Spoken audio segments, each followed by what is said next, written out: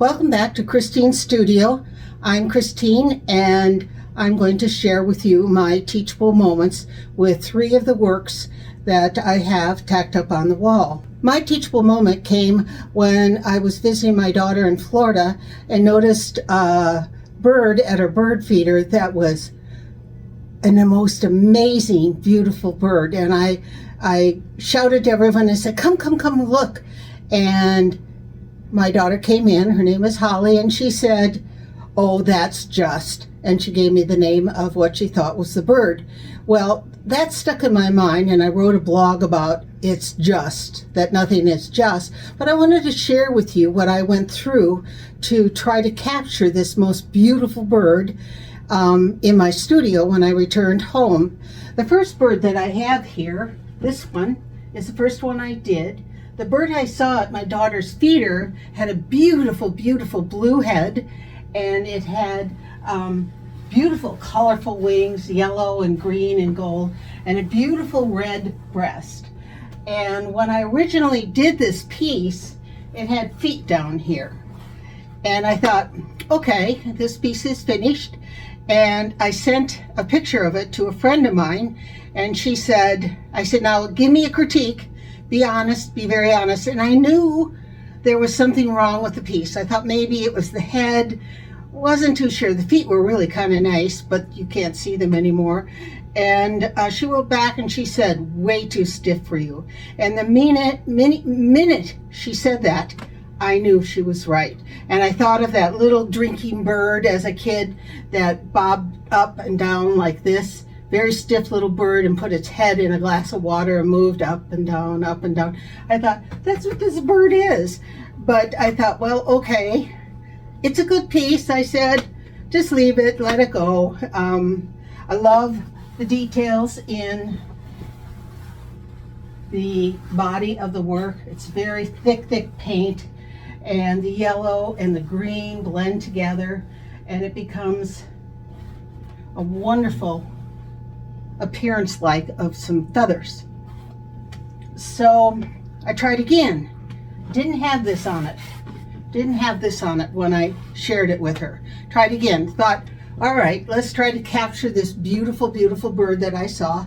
And I'm just going to do one, not going vertical. I'll do it horizontal, and I'll do a fluffy bird because the bird was sitting on the ground and it was all fluffed up and the wind was blowing at it. And I thought, well, just do a fluffy bird, and perhaps I can capture this bird the way I want to capture it. I just love the vibrant blue head that moves into the red belly and transfers over to the yellow-green feathers and his wings. The depiction of Linus and his form of reasoning, how his mind thinks, all these swirly lines and thoughts make a nice balance between the mechanical and the organic. And I thought, well, okay, this is pretty cool. This captures it.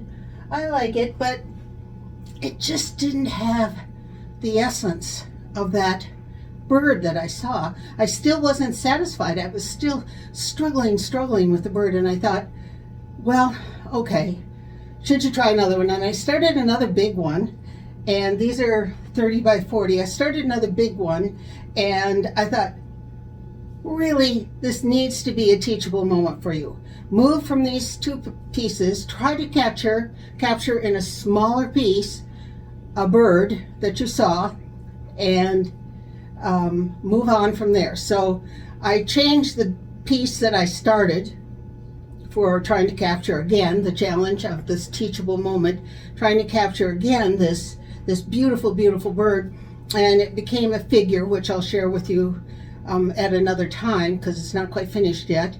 But what I did with these pieces, they were very teachable moment. I came up with a brand new concept, a brand new idea.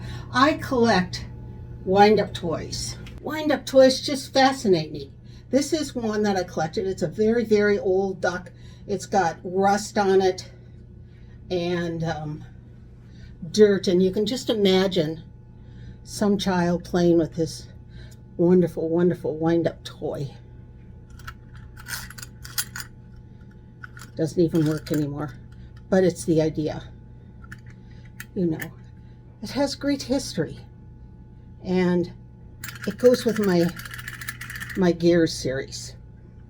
But I also collect, I have about 5 or 6 antique wind-up toys, but I also collect modern antique toys. This one is so much fun, and it's got a super big key and these little wheels move around, and some little kids come into the studio, and I'll frequently I think I have 8 of them now. I'll frequently put them on the table or on the floor, and kids play with it while I talk to their parents about art. So anyway, I thought, okay, these wind-up toys, because they fit in my Gears series, and they make me think of the contrast between the mechanical and the very organic, which I've been writing about for quite a long time. And it's not an either-or situation. It is a situation where both exist. It's dependent on how they exist. So I thought, well, since this one reminded me of that very stiff toy, I'm going to put a key on it. I'm going to give it wheels, and I'm going to imagine it moving like I did the other toy. And it became just a wonderful teachable moment about combining things, putting them together, letting the organic and the mechanical work, and have a perfectly enjoyable moment. This one even became larger as I carried the idea even further.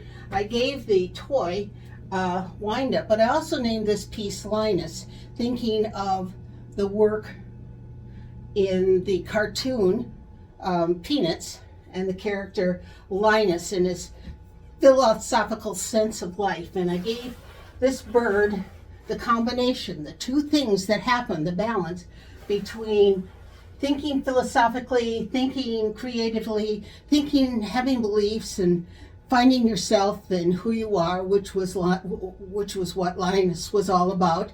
And I wrote a nice little blog on Linus and some of his philosophy and some of his famous quotes. But then I also added the key and the wheel and ladders to get up to Linus, and it became another teachable moment. I realized that I could combine the two things. I realized I could learn from what wasn't turning out to be that beautiful little bird that I saw at my daughter's house, and instead I expanded the whole idea and love how it fits into my Gears series. Now I take you to the last piece. Because I didn't want to not learn from the whole situation and not paint this beautiful bird, I decided to do a small piece of this bird. It was called a painted bunting. It was this beautiful with the red breast and the yellow and green feathers and the wonderful, wonderful blue head. And this bird, for me, captures the essence of the bird I saw at my daughter's house. And no, it's not a big piece, but it's a beautiful little piece capturing the essence of that beautiful painted bunting. And I did have wonderful teaching moments as I created in my studio. Thanks for coming again to Christine's studio. I hope you come back and listen to some other things that when I talk about my new works. I'm doing a peacock right now. I think that'll be the end of the birds for a while. And I'm also doing a piece, portrait of a girl with a baseball cap and some feathers and about eagles flying. So look forward to that. Plus, I am now posting all my blogs on YouTube, and I hope you have a chance to listen to some of them.